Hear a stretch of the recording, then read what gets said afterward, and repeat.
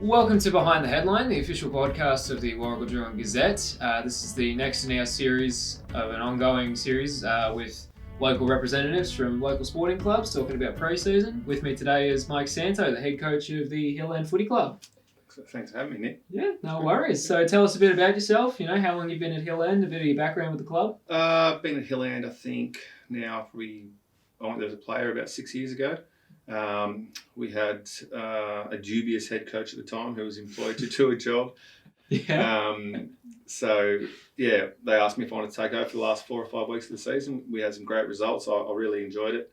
And they asked me if I wanted to do it the following year, and I accepted. I guess I never saw myself being a football coach, and those that have played with me or coached me, particularly at Dusty's, would probably not have thought I would have been a suitable senior football coach because of my bit of a fiery temper and probably didn't have the best attitude towards umpires. I'm not saying anything people don't already know. Yeah. But yeah, I guess as you grow up, you mature a little bit. I thoroughly enjoyed that 5 weeks, and they asked me to do it the next year, and I said happily. So I was player coach for a couple of years. Unfortunately, did my ACL a few years back now, so that's I did come back from that and play a few more games, but then I sort of really got into the coaching and started to really enjoy it, so stuck with that. Yeah, well, a lot of people would know you, of course, from your pretty esteemed basketball career. Yeah, it's been good. Yeah, basketball's been very, very good to me. And the Warragul Basketball Association have been great to me. Been able to travel the world and meet a lot of great people. So yeah, basketball's been great, and footy's been wonderful as well. Been wonderful for me and my family. Yeah, good. Well, we'll cut right to the chase. We'll talk a bit about the Hill End Footy Club and how things are shaping up. So, round one, getting closer and closer. What's the feeling about the club? Well, the feeling is the season needs to get started probably a little bit sooner, to be honest. It's definitely a late start. So April 22nd. I think there's one game the week before, which would create a bit of interest between Foster and Morley. So we play Morley round one on April 22nd. So yeah, for some reason they've pushed it back quite a fair way this year. So because every other league's starting April 1st. Yeah. So it's not even a week back. It's like a few weeks back. So it is different, but we'll roll the punches. We've probably got some of our key players under some injury clouds at the moment anyway. So the time's probably going to do us some good. The feeling's pretty good. We've definitely lost a few blokes in the off season. We had a pretty successful year last year. We beat the premiers twice. We beat the grand finalists once too. So we're undefeated against 2 teams in the grand final. But unfortunately, we lost an elimination final to Ballara.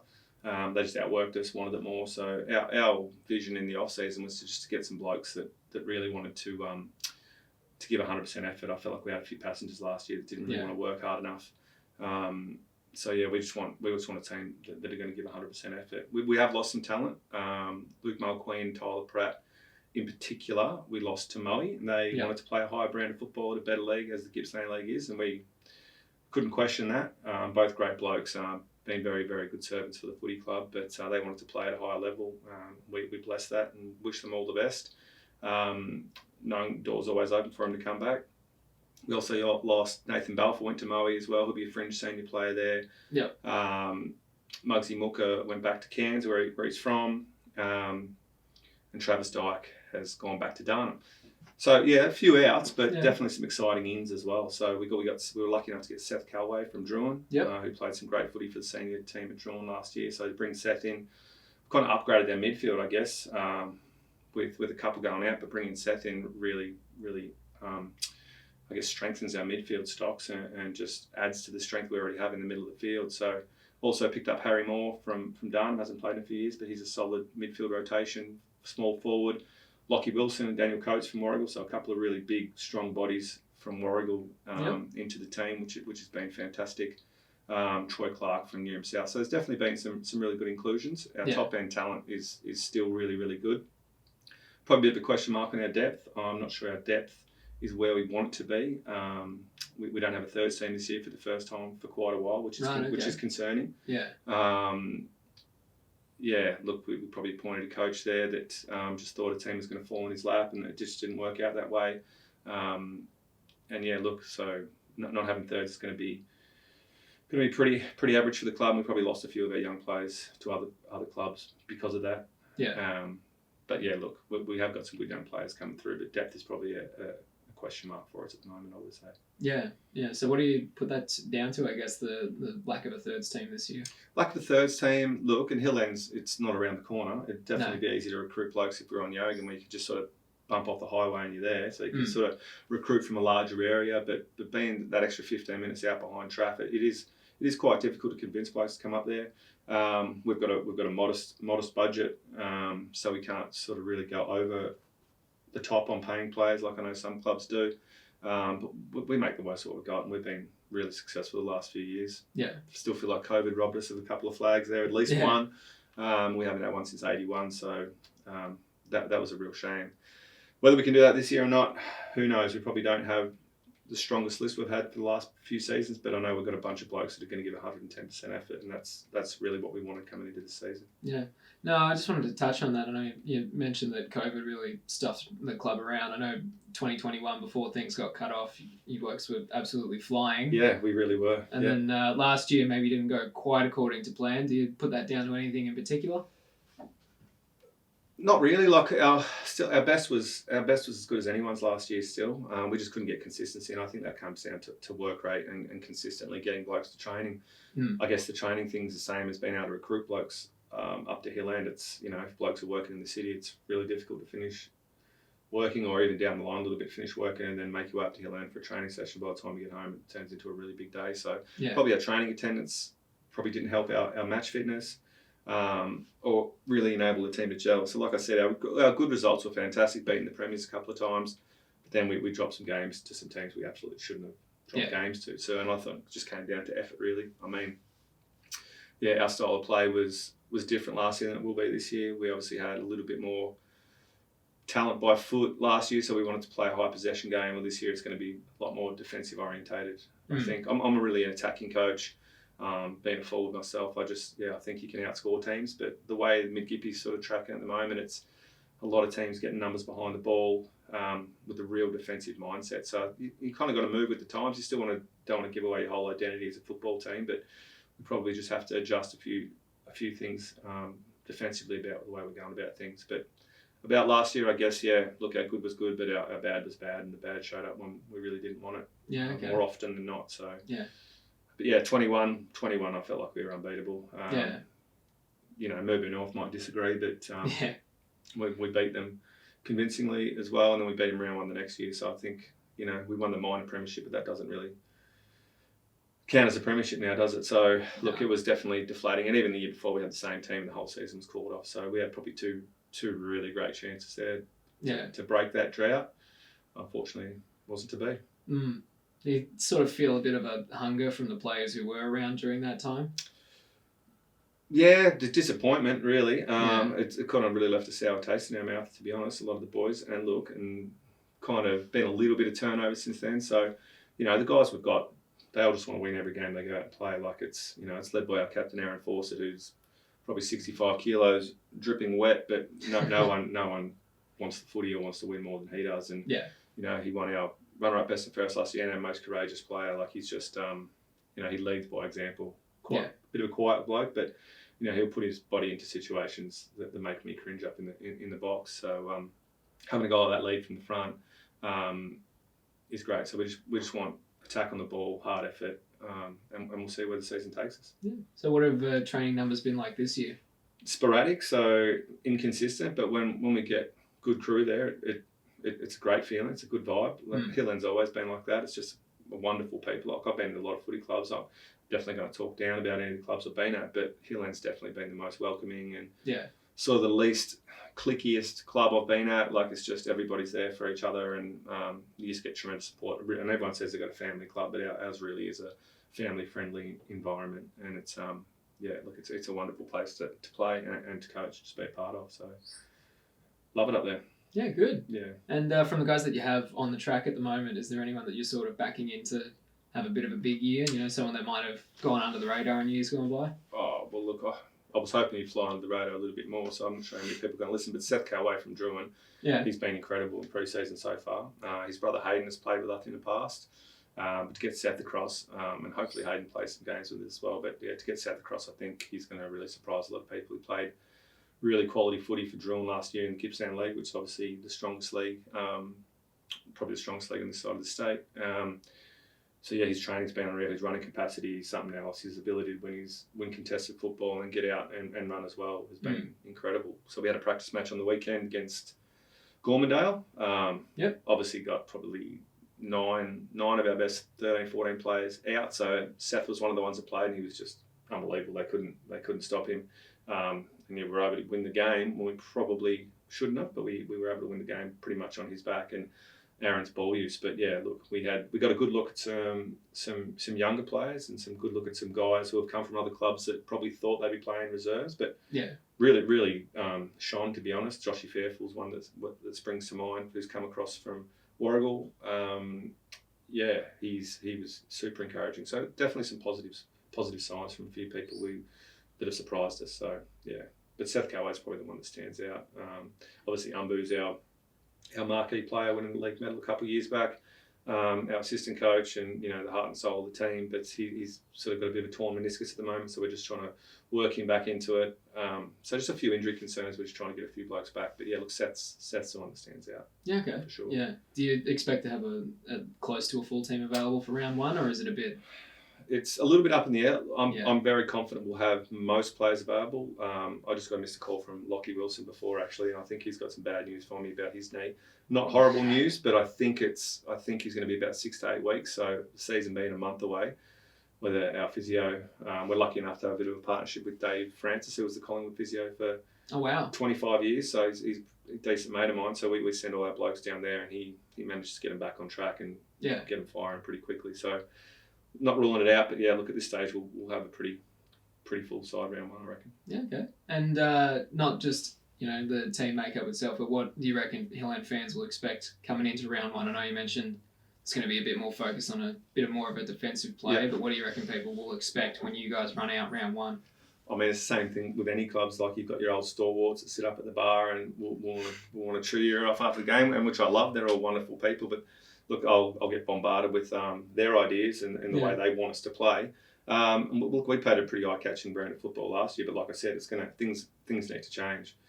We just need to be a little bit more defensive oriented. That doesn't mean when we get it, we're not going to run and look to hit the scoreboard and be aggressive and switch and use the space of the ground. But we have to have more defensive focus, and that's not just individually. That's a team mentality. So we need to be able to move in a wave, like move back with the ball, and then once we get it, we need to spread a bit of run and carry and hit our targets. But look, they can expect the team to give 110%. Like that's been our focus to make sure we've got a team of 21 players that all want to give 110% effort and win their position and work for each other and do all those footy cliches and 1%ers you talk about and you hear about, but we actually want to see that, because we feel like we have the talent in years gone past, but probably not the work rate and the fitness. So that's been focused. So Dan Coates has obviously recruited Dan Coates from Warragul, he's a big backman, but he's obviously he's a strength and conditioning trainer as well. So he's been running our strength and conditioning sessions, and they've been, wouldn't say brutal, but they've been difficult. So we're really trying to lift our fitness up to a standard which will allow us to play that sort of defensive brand. But then when we get it, we'll be able to transition really, really quickly and use our foot speed. Yeah, good. And you yourself, I know you've said you've been a coach for a number of years now.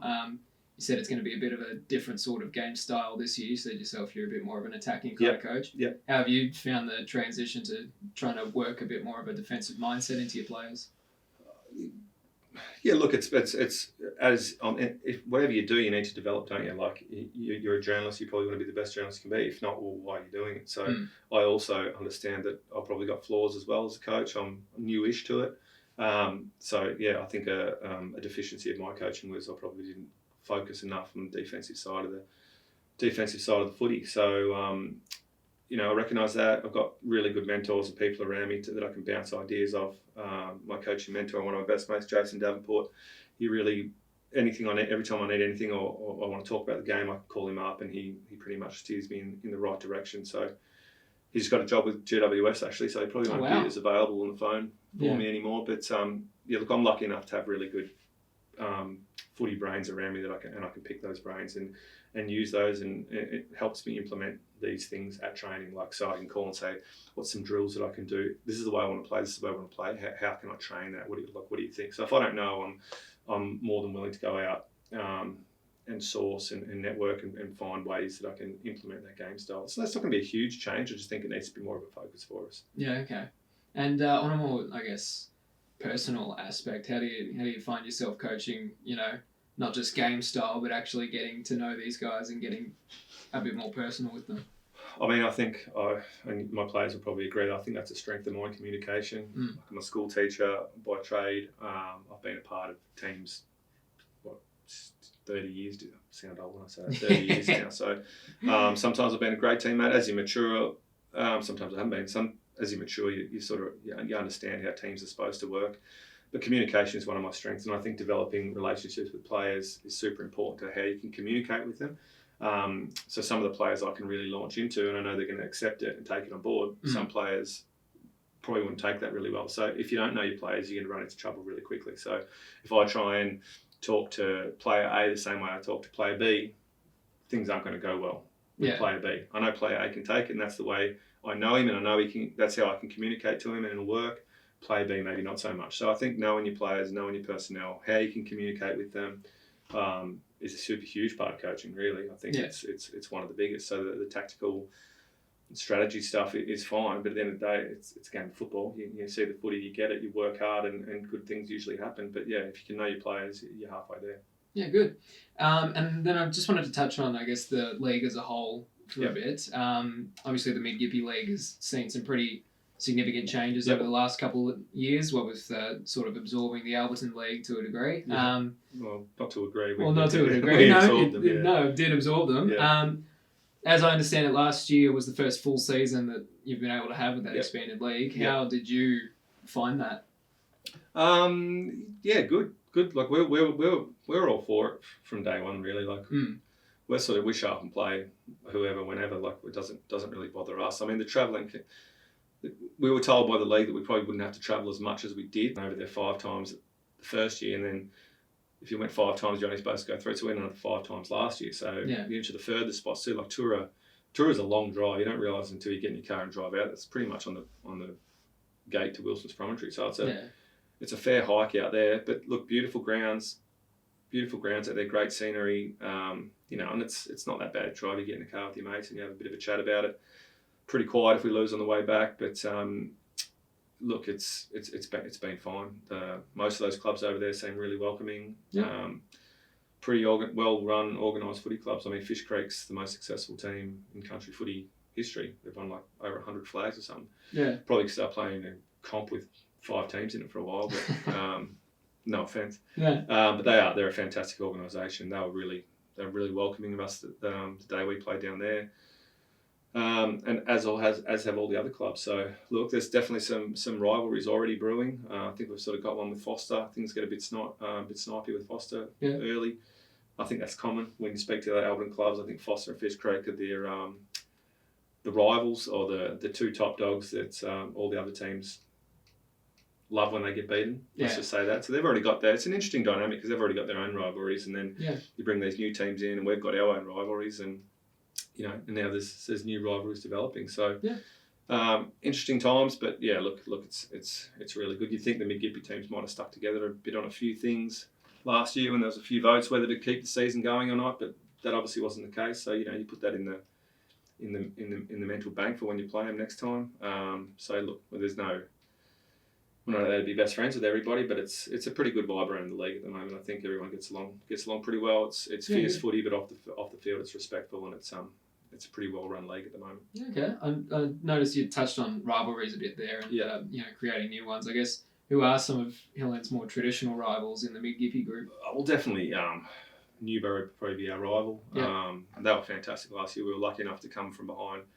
4 goals behind, 3/4 time, and beat them at home, which was great. It really took the wind out of their sails, and I'm pretty good mates with Craig Skinner, their coach. Got a lot of respect for Craig. Didn't talk to me much after that game at all. Imagine. I don't actually think he talked to me at all, but he's a fiery competitor, Craig, and he's done a magnificent job getting Newbury from the bottom all the way to a grand final. That feels like, because we did the same thing a few years back, come from the bottom, made the grand final, just couldn't quite get it done. So Newbury would definitely be our rival. We play against them for a perpetual trophy that we've held for a little while now, and I think they're going to be strong again, so they'll be keen to come and snatch that off us because we've had it for a while now. kind of developed a bit of a role with Mubu North. Ballara for sure. We've got a perpetual trophy with Ballara as well, club legend, who played for both clubs, and it's named after him, called the Hambone Trophy. So I think they hold that at the moment because that goes on netball and football results as well, whereas the Newborough one's just for footy. So so they're probably our two main rivals. I mean, every player is different. Every player will remember things from certain matches against certain teams, and that. So everybody has their own ideals, but from a club perspective, it's definitely, say, it'd be Newborough and Ballara for sure. Yeah, fair enough. And I know you touched on the netball very briefly there. I'm sure as senior footy coach, it might be a bit outside your area, but what have you seen from the netball side of the club? Interesting times for the netballs this year because we're getting our courts resurfaced, redone. We've had a new pavilion built for them there, which has been great. They're going to play most of the game. I think they're going to play all the games away this year. So our home games are going to be played either at Moe or at Newborough because the court's getting resurfaced. Probably not the best timing. I think we probably could have started that process earlier, but council funding and all that sort of stuff's like, I'm not sure what's happening there. Look, we could have probably waited to the end of the season and got it going, but this is what they've decided, so we'll support it the best we can. But I think player numbers are a bit of a struggle. We've been dictated to a little bit by the league, and there was a vote saying that we needed to have an A-grade side. So I guess our B-grade side will now be our A-grade side. Hence, we're looking for some B-grade players. So anybody that's out there that wants to play netball, great club to be involved in, where we're definitely in the market for some netballs. We've had some really good young talent coming through, but I guess it's the same as footy. The kids want to sort of play against the best competition, so a lot of them do head into Moe and play in the Gippsland League. So it's been difficult for the netballs, I think, but they had a great improvement last year, really good spike in ladder positions and participation, so hopefully that continues this year. But at this stage, having to play away every week, which is going to affect our gate, affect the vibe on game day at home, which is usually really good. So it's definitely different times this year for the footy club. But hopefully they go well. But they definitely need some more players, I think. Yeah. Is that going to be a bit strange, I guess, for just the blokes in the senior team, I suppose, not having the netballers just playing at the same place that they are? Yeah, look, usually when the netball start, the boys get down, we're doing our preparation that as well, and some of the guys get over and watch the netball, but it's just going to feel a little bit emptier, I guess, without the netball happening. When you drive in, there's usually a really good following for the netball from our club, and not just our club, from the team that's travelling over as well. Like, they get a lot of people travelling with them, and we just won't be getting those people through the gate this year. So it'll be different. Not having the thirds as well. So obviously, I think our reserves team's going to be quite strong in the footy, but not having the netball there, thirds, it's going to be definitely a different dynamic this year for sure. What would some of your expectations be for this season? Because it sounds like that, from what I'm hearing, that you sort of are happy to sort of put those expectations on your boys. Oh, absolutely. I'm more than happy to put the expectations on them. Look, I'm not going to come out and say we're going to win every game, but I can guarantee that we're going to show up and we're going to give 100% effort every game, and we're not going to be outworked, and we're going to be as fit as any other team. I know that. We might not have the talent or the budget some clubs have, but we'll show up and our heart will be just as big as the other clubs, that's for sure. So we'll roll up and give 100% effort every time. We'll be, realistically, I'd like to think we'd be pushing for a finals position, but a lot of things can happen during a footy season. A couple of injuries to some key players and things can turn around really, really quickly, especially when our depth is probably a little bit questionable. So, we'll show up and we'll front up every week and give ourselves the best chance to win. But I reckon we'll be right in that mix, pushing for a final spot for sure. Yeah, great. Awesome. Well, that's covered just about every area that I wanted to cover. So I guess, was there anything else that you wanted to add? Anything you wanted to say to Hill End fans that might be listening? Any sort of message? No, look, I have conversations with most of them anyway, so they'll be able to catch up with me at the footy club, and they know how I go about things. Like, we're going to go out, we're going to play an aggressive style of footy, but be more accountable this year, but still give 110% effort. We'll be fitter than we were last year, and we'll be ready to go come round one, which still feels like 3 months away, but it's actually just under a month away, so we'll be looking forward to it. Yeah, awesome. Well, thank you very much, Mike, for joining me, mate. Thanks, Nick. Appreciate it. No worries at all. Thanks for the chat. Thanks. Thank you.